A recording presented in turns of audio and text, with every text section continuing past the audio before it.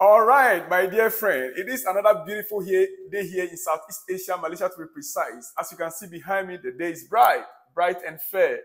Yeah, welcome back to Salon's blog. It was a very busy day yesterday. I loaded you with a lot. After the match, so much noise, so much talks have been going on.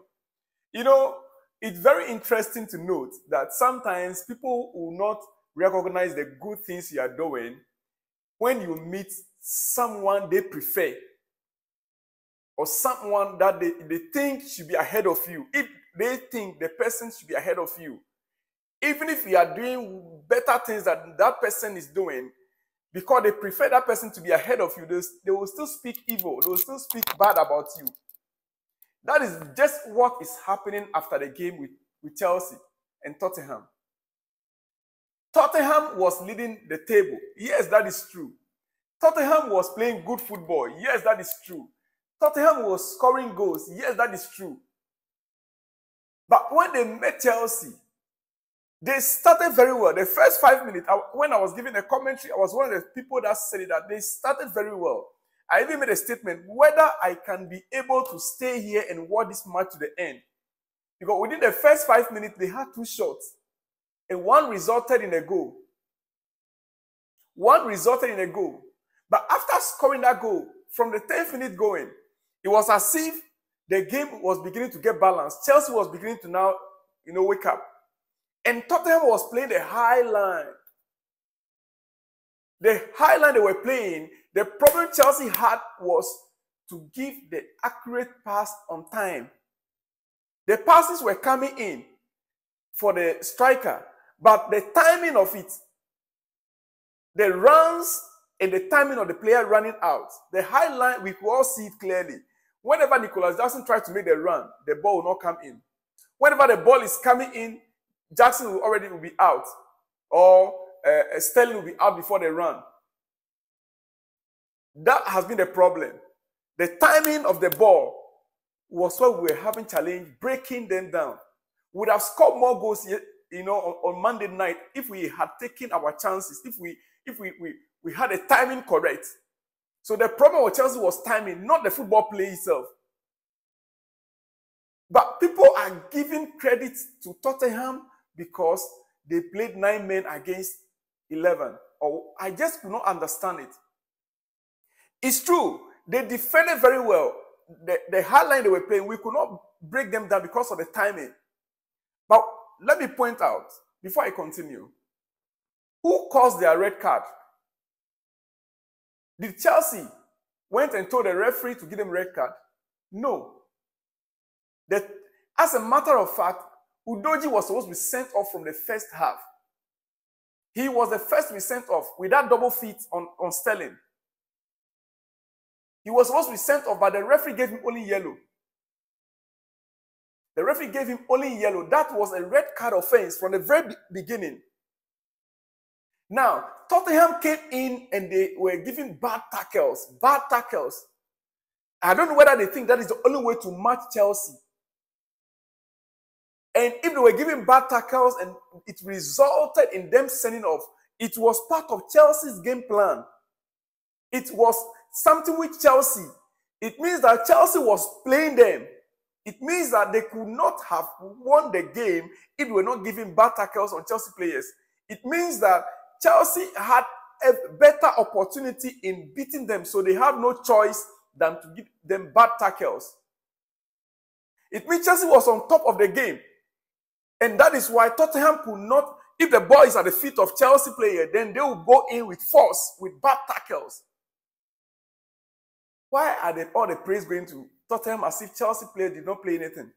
Then how come that the red cards went to Tottenham players? How come? If Chelsea actually did not play the game to their strength, if actually Chelsea did not deliver to their tactics, if actually Chelsea did not play according to the instruction given to them by the coach, how come that Tottenham players got cards and red cards for that matter, for their number to be reduced from 11 against 11 to 9 against 11?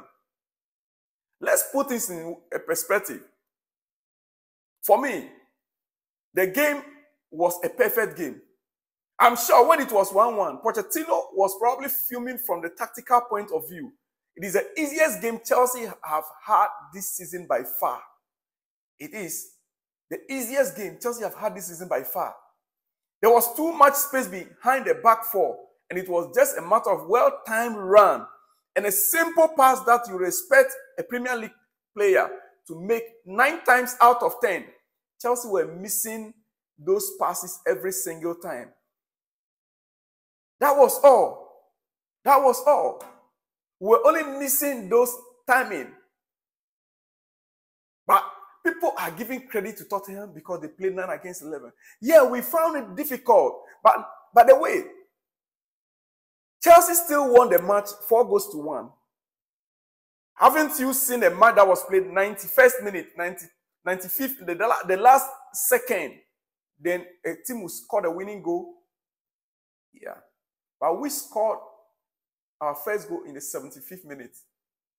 I mean, our second goal in the 75th minute. Our second goal. Making us to be ahead of Tottenham in the 75th minute. The goal Justin scored was in the 75th minute. Meaning that we were even leading. We're leading. What we needed to do was only to defend that goal. The header by Tottenham player into the second goal to equalize by the Tottenham player. Yeah, that is why the assistant referee is there to check whether it's offside or not. It's offside is part of the game. So that couldn't have been a goal. Nobody should tell me that if that had been a goal.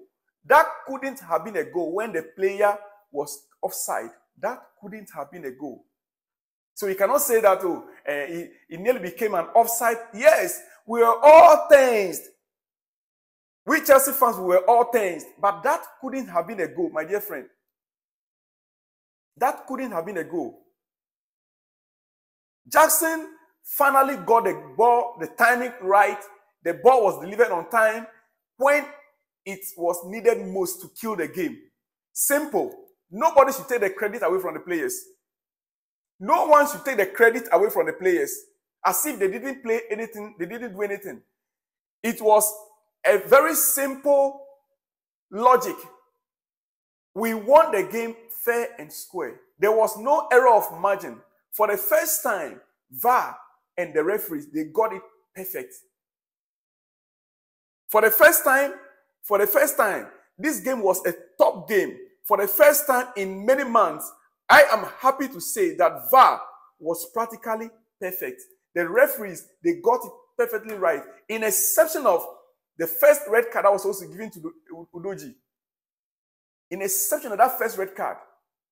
But every other thing that was done by the referees and the VAR, it was just on time. It was perfect. Dear friend, don't let anybody take away your joy. You still need to celebrate a victory. Learn to celebrate victory. Stop listening to hypocrites who think that once it's not favoring them, it shouldn't favor you.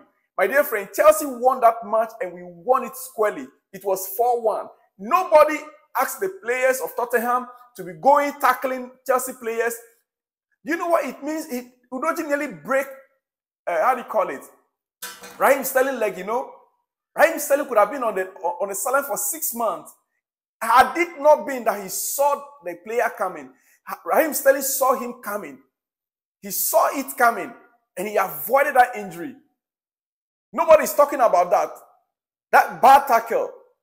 All people are saying is that Chelsea didn't play the game didn't play a nice game. The game was not good. They were doing this, but they scored 4 goals. Okay, on a day that Chelsea will play tic-tac football, good football, where are the goals? On a day Chelsea will play the beautiful football that we all desire, that we want to be seeing, where are the goals? Do we get those goals? Against Nottingham Forest, against Brentford, against Brighton, where were the goals? How many goals did we score? How many? In this case, we scored our second goal, which we could easily kill the game with that second goal, making it that 2-1. We could easily kill the game. And even if the referee was to make the final whistle on the 90th minute, on the 91st minute, Chelsea would have still won the game by 2-1. They took the game to extra 9 minutes or 10 minutes, and we scored more goals. Yet, people out there will be claiming Tottenham play better football because they defend on the high line. Look, that formation they played, remember, if we were to have our team like they have, their team was already in place before the coach came, before Postecoglou came in. He only had 1 or 2 players to it. We are building from scratch. We have young players, immature players that we are now grooming to grow. Hey, my dear friend, Nicolas Jackson, finally, he got it right. He scored 3 goals. What do you think? Let me hear from you in the comment section. Don't let anybody take away your joy. Celebrate the week. We have this week. Yesterday, the players, they had a good rest. Today, they're going back to the pitch, preparing towards Manchester City game. We don't have Champions League game to play. We don't have Europa League game to play. Manchester City, they have a match this week, I think tomorrow, to play. And so we need to take advantage, refresh ourselves, prepare towards that game on Sunday night. I'll see you in the next episode. Like the video, share the video, comment on the video. I love you. See you when you see me. Shalom and peace.